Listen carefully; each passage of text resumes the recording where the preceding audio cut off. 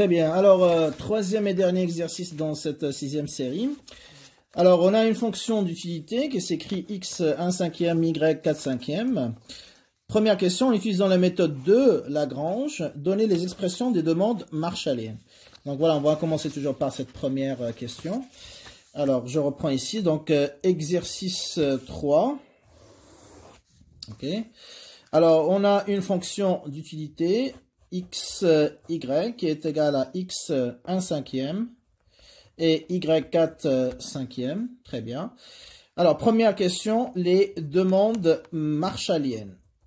Donc là, on répète toujours les mêmes questions, hein, et c'est à peu près les mêmes questions, hein, donc ils se répètent toutes les années dans les examens de toute façon. Donc si on travaille juste une ou deux fois et on maîtrise bien la démarche, bien sûr, même si on change un petit peu parfois les données, etc., donc il n'y aura pas de problème le jour de l'examen. Donc les demandes marshalliennes, qu'est-ce qu'on me demande? Donc x étoile, fonction de r, px, encore une fois, py, et l'expression de y étoile, fonction de r, py, n'est-ce pas, et px. Alors, pour cela, donc, il faut résoudre le programme du choix du consommateur, qui s'écrit, bien sûr, hein, donc, maximiser la fonction d'utilité, je remplace, x cinquième, y 4 cinquième. Sous la contrainte, bien sûr, r est égal à xpx plus ypy. Je vais un peu vite sur ça parce qu'on l'a répété à maintes reprises. Donc voilà, pour gagner du temps. Et essayer d'économiser du temps pour les autres questions. Alors, maximiser x 1 cinquième, y 4 cinquième, sous la contrainte que r est égal à xpx plus ypy. Donc, comme d'habitude, on écrit le Lagrangien. Voilà, on remplace, d'abord, on commence par la fonction d'utilité, plus lambda, facteur de r moins, je continue sur en bas, xpx moins ypy. D'accord? Condition de premier ordre. Voilà. Je prends le Lagrangien par rapport à x est égal à 0. Je dérive cette expression. Donc ça fait 1 cinquième, x à la puissance 1 cinquième moins 1, ça fait 1 moins 5, ça fait moins 4 sur 5, fois y à la puissance 4 cinquième. Je viens ici, hein, donc ça c'est 0, il reste moins lambda px est égal à 0. Bon, j'écris, ça fait 1 cinquième, x à la puissance moins 4 cinquième, y à la puissance 4 cinquième, ne change pas, moins lambda px est égal à 0, ça veut dire que c'est égal à lambda px, comme on a fait jusqu'à maintenant. Voilà. Donc c'est ma première équation. Par rapport à y, c'est égal à 0. Donc, pareil, je viens ici, ça fait, je dérive 4 cinquièmes. Ça fait 4 sur 5 fois x à la puissance 1 cinquième ne change pas, ça devient la constante. Et là, ça devient y4 moins 5, ça fait moins 1 sur 5. J'écris 4 cinquièmes, x à la puissance 1 cinquième, y à la puissance moins 1 cinquième, moins lambda py est égal à 0, ça veut dire que c'est égal à lambda py. Je fais passer lambda py de l'autre côté. Ce sera ma deuxième équation. Et puis pour lambda, bien sûr, vous connaissez, c'est r est égal à xpx plus ypy. Ce sera la troisième équation. Et on applique la règle de l'optimalité, donc à l'optimum, on fait le rapport entre la première, n'est-ce pas, et la deuxième équation pour avoir l'égalité entre le TMS et le rapport des prix. Donc ça nous donne, bien sûr, 1 cinquième, n'est-ce pas, x à la puissance moins 4 cinquième, y à la puissance 4 cinquième, sur 4 cinquième, x à la puissance 1 cinquième, y à la puissance moins 1 sur 5, qui est égal à lambda px sur lambda py. Je simplifie par lambda, ça me laisse px sur py, mais je peux aussi simplifier ici par 5, donc ça nous laisse 1 sur 4, n'est-ce pas, x à la puissance moins 4 sur 5. Ici, ça fait 1 sur x à la puissance 1 cinquième, ça monte avec le signe opposé, c'est-à-dire moins 1 sur 5. Y à la puissance 4 sur 5. Je fais ça, j'ai le droit de faire ça parce que j'ai multiplication ici. Sinon, je n'ai pas le droit. Donc, y 4 cinquième fois 1 sur y à la puissance moins 1 cinquième, ça monte avec le signe positif. 1 cinquième, bien sûr. Qui est égal à px sur py. Là, je peux simplifier, bien sûr. Donc, ça fait 1 sur 4. X à la puissance moins 5 sur 5, c'est x moins 1. Y à la puissance 1, qui est égal à px sur py. Je fais passer un quart de l'autre côté, donc ça devient 1 sur 4, donc l'inverse. C'est-à-dire que ici, j'ai y sur x, qui est égal à 4 fois px sur py. Je rappelle, je cherche à écrire y en fonction de x, comme on l'a déjà fait. Très bien. Alors, pour avoir y en fonction de x, c'est simple. Donc, on obtient y, on fait passer x de l'autre côté, donc ça fait 4, n'est-ce pas? Px sur py, le tout fois x. Et ça sera notre quatrième équation, bien sûr. Très bien. Alors, une fois j'ai ça, je remplace y par cette expression dans la contrainte budgétaire et j'écris 4 dans 3. Donc, ça donne R qui est égal à x px plus py fois toute cette expression-là. C'est-à-dire 4 px sur py fois x. Très bien, je simplifie par py. Ça me laisse xpx plus 4xpx. Ce qui me donne 5xpx. Je fais la somme hein, parce que j'ai xpx, 1 plus 4, ça fait 5. Donc, R est égal à 5xpx, ce qui implique que x étoile qui m'intéresse est égal à R sur 5px. Et ça, c'est ma cinquième équation. Vous pourriez écrire 5 juste à côté, mais bon, là, j'ai plus d'espace. Qu'est-ce que je fais? Je remplace x étoile dans son expression de l'équation 4. Ça me donne y étoile qui est égal à 4 fois px sur p, y fois x étoile, qui est égal à 4 fois px sur p, y fois r sur 5px. Et là, je peux simplifier par px. Qu'est-ce qui me reste? 4 fois r sur 5py. Donc, y étoile, c'est 4r sur 5py. Voilà donc les demandes marshalliennes du bien x, donc qui dépendent de r et px. Vous voyez ici juste deux variables. Donc, r sur 5px. Et là, pareil, deux variables. Y étoile est égal à 4r sur 5py. Ensuite, alors, question 2. Si R est égal à 200, Px est égal à 4 dirhams, Py est égal à 2 dirhams, quel panier le consommateur va choisir pour qu'il soit considéré comme rationnel? Quel panier le consommateur choisira-t-il pour être considéré comme rationnel? Alors, le consommateur, il est rationnel, hein, donc c'est ça le mot-clé, rationnel. Ça veut dire quoi? Ça veut dire qu'il va choisir les quantités qui maximisent la fonction de difficulté, n'est-ce pas? Sous la contrainte budgétaire, n'est-ce pas? Donc, il va choisir quoi? X étoile et Y étoile. Autrement dit, qu'est-ce qu'on vous demande? Quelles sont les valeurs dans cette question? Quelles sont les valeurs de X étoile et Y étoile? Alors, pour avoir les valeurs, bien sûr, on a les expressions générales. On vient de les trouver ici. R sur 5px, 4R sur 5py. Il suffit de remplacer R, px, py par leur valeur numérique. Très bien. Alors, X étoile sera égal à R sur 5px. Je remplace, donc R, on a dit, hein, donc c'est 200 dirhams. Sur 5, le prix du bien X, donc c'est 4 dirhams. Donc, ça nous fait 200 sur 20, ça fait 10. Bon. Ensuite, Y étoile, c'est 5R sur 4 PY. C'est ce qu'on a trouvé, n'est-ce pas? Donc, je remplace, ça fait 5 fois 200, ok, sur 4 PY. PY, on a combien? Donc, on a 2. Donc, ça fait 1000, bien sûr, hein, donc, sur 8. Ok, 5R sur 4PY. Ou sinon, je peux simplifier ici, hein, donc parce que là, on a 100. Ok, 500 sur 4. Combien ça donne? 500 sur 4.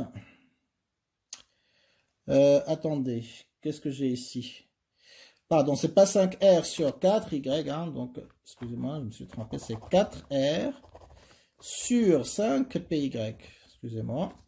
Et donc là, ça change bien sûr le résultat, ça fait 4 fois 200 sur 5, voilà, fois 2.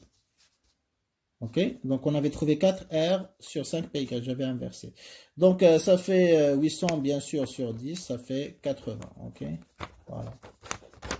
Donc ça veut dire quoi? Ça veut dire que pour que le consommateur soit considéré comme rationnel, avec un revenu de R qui est égal à 200 dirhams, le prix du bien X est égal à, on a dit, hein, est égal à 4 dirhams, le prix du bien Y est égal à 2 dirhams, il faut qu'il consomme 10 unités de X et 80 unités de Y à l'optimum. Très bien.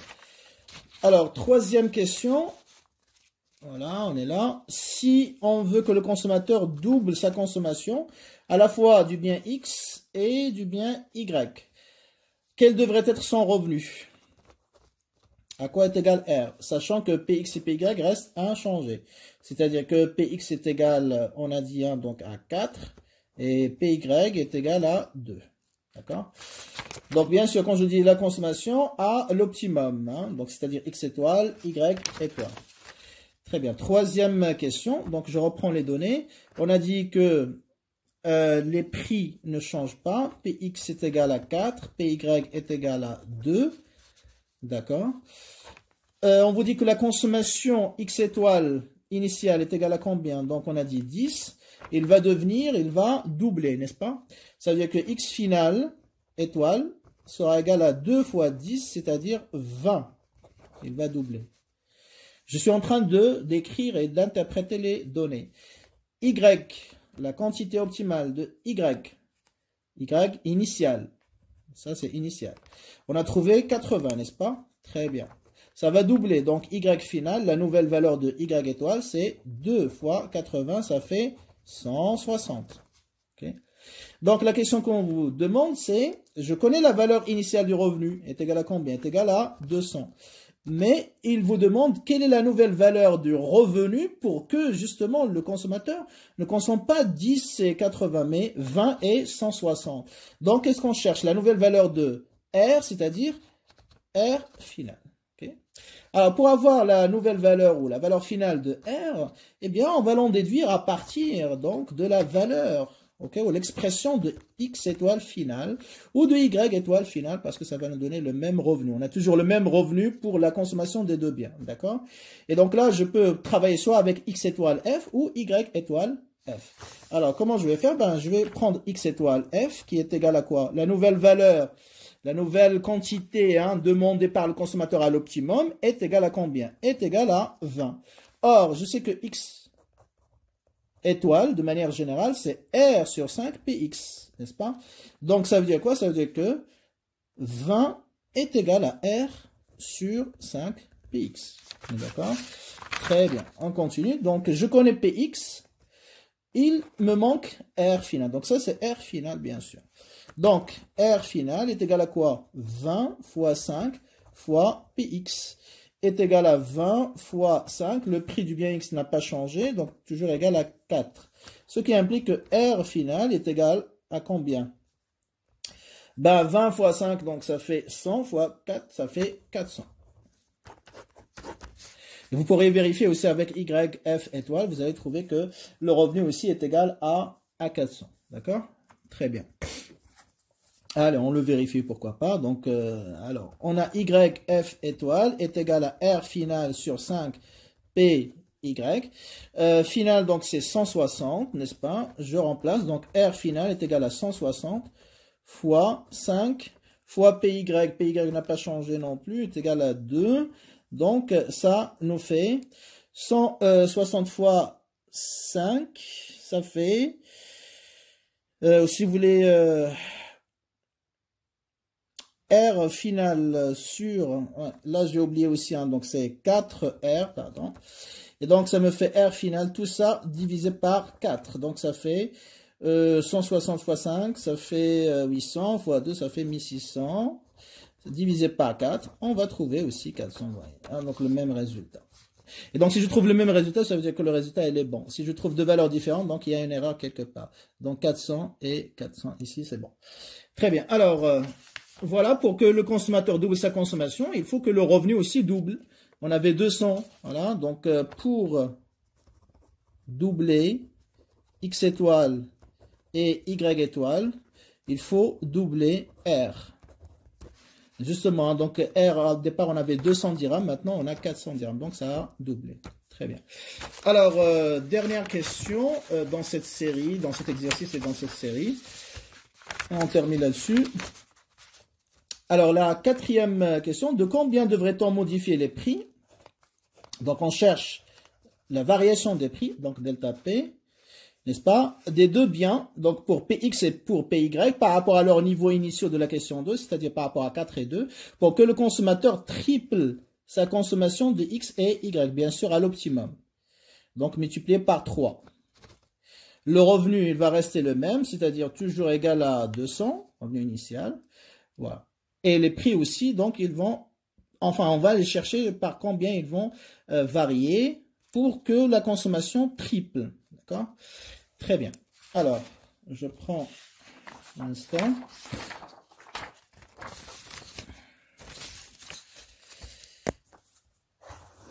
Donc, je reprends les données. Donc, la quatrième question. Voilà.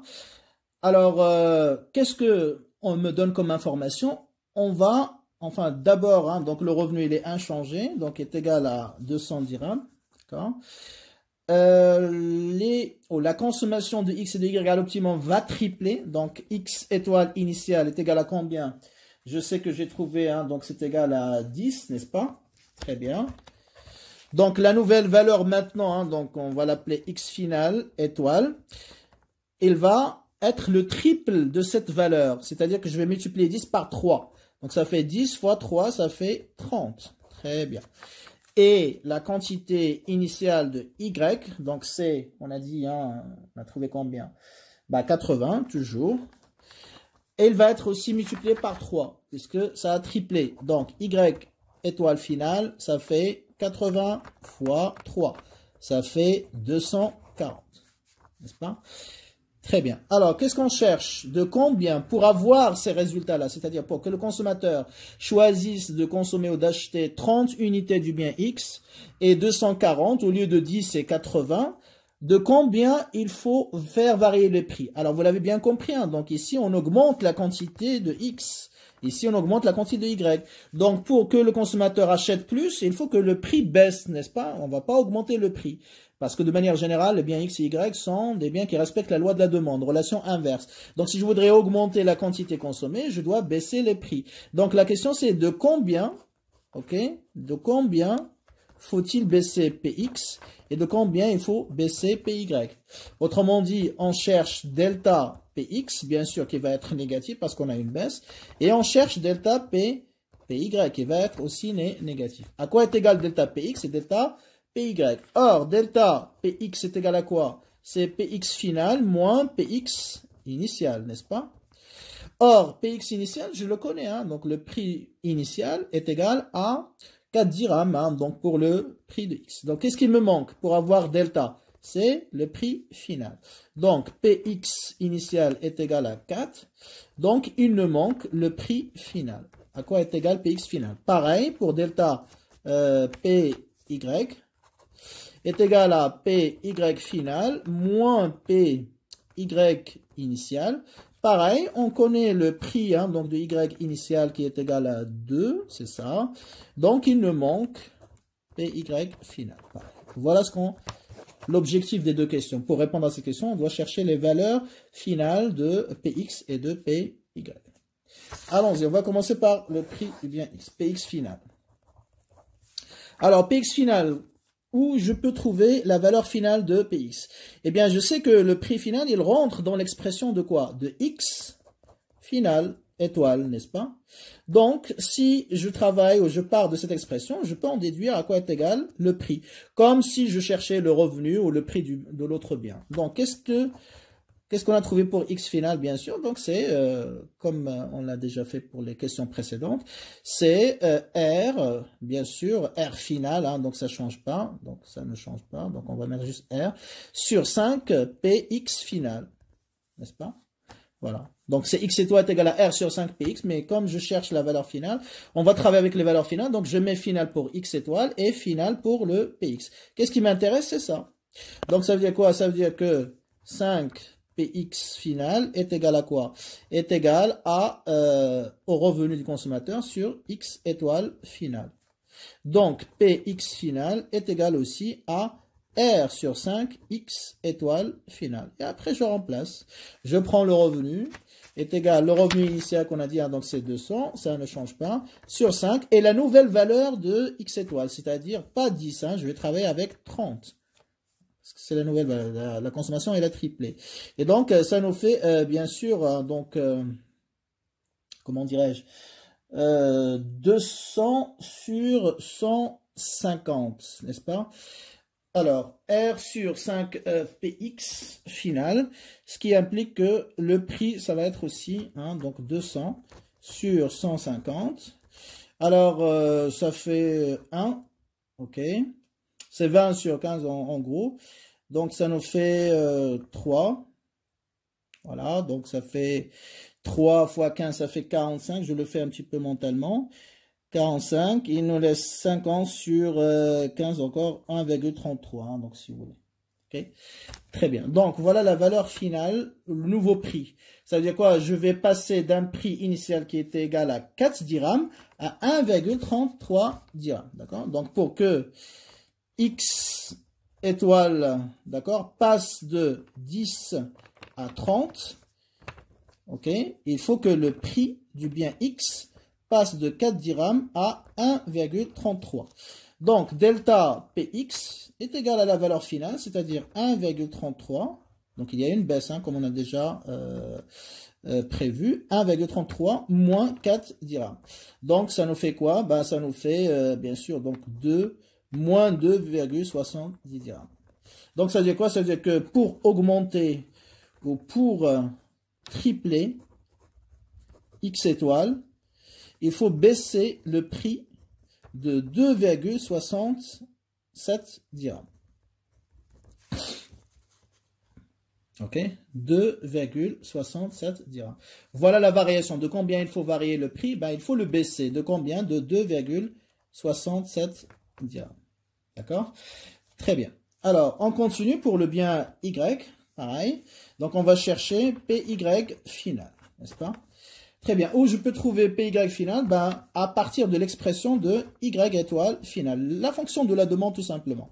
Parce que la fonction de la demande, il contient le prix du bien, il contient le R, le revenu du consommateur, et il contient le prix de l'autre bien. Donc, chaque fois que je dispose de certaines informations, il me manque une valeur, donc je cherche dans la fonction de la demande. Alors, qu'est-ce que j'ai? Y étoile finale est égal à 4R, n'est-ce pas? Hein, ce qu'on a trouvé, 4R sur 5 PY. R, bien sûr, R initial, c'est R final, c'est la même chose. Et donc là, je vais rajouter final ici parce que c'est ça qui m'intéresse.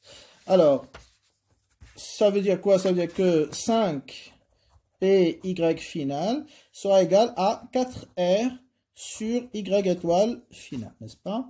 Et donc, PY final, donc je vais mettre, ça fait 1 sur 5, je vais simplifier par 5. Et donc, ça laisse 4R sur 5 Y étoile final. Et après, je fais mon remplacement numérique, ça fait 4. Le revenu, c'est toujours 205. Et la nouvelle valeur de Y étoile, on a dit, c'est 240, n'est-ce pas? Donc, ça nous fait 800 sur 5 fois 240, donc ça fait 1200. Ok? 800 sur 1200. Donc, je simplifie par... par 400, ça fait 2 sur 3, ça fait 0,66, 65, si vous voulez. Voilà le nouveau prix, hein, donc final. Donc là, vous remarquez aussi qu'on était à 2 dirhams initialement pour le prix du bien Y. Maintenant, il doit baisser jusqu'à 0,67 dirhams. Autrement dit, hein, donc Y étoile, il passe de 80, ok, pour qu'il soit multiplié par 3 donc pour qu'il passe de 80 à 240, bah, il faut que le prix du bien Y passe de 2 dirhams à 0,67 dirhams. Okay. Autrement dit, delta PY est égal à la valeur finale, c'est-à-dire 0,67 moins 2 dirhams. C'est-à-dire qu'on doit baisser de combien? Ben là, ça fait moins 1,33, c'est ça. Autrement dit, pour tripler Y étoile, il faut baisser le prix du bien Y de 1,33 dirhams. Okay. Voilà la variation donc nécessaire du prix du bien Y pour justement que voilà, la consommation de Y soit multipliée par 3. Et donc là, effectivement, donc quand je passe de 2 à 0,67 et je passe de 4 à 1,33, donc en réalité, hein, donc c'est une baisse presque proportionnelle hein, donc du prix des deux biens d'ailleurs, hein, donc qui permet justement l'augmentation et la multiplication de la consommation donc des deux biens à l'optimum, hein, donc par 3. Voilà. Donc, ce qu'il faut retenir de ce genre d'exercice, lorsqu'on vous demande hein, donc une valeur qui manque, etc. Donc, toujours travailler avec les expressions générales hein, donc des demandes marshalliennes. Donc, même si on vous le demande pas dans la première question, je le fais exprès dans les TD, mais parfois on vous demande pas ça, hein, c'est-à-dire directement on va vous dire voilà à quoi est égale la nouvelle valeur de PY ou à quoi est égale la nouvelle valeur de R, etc.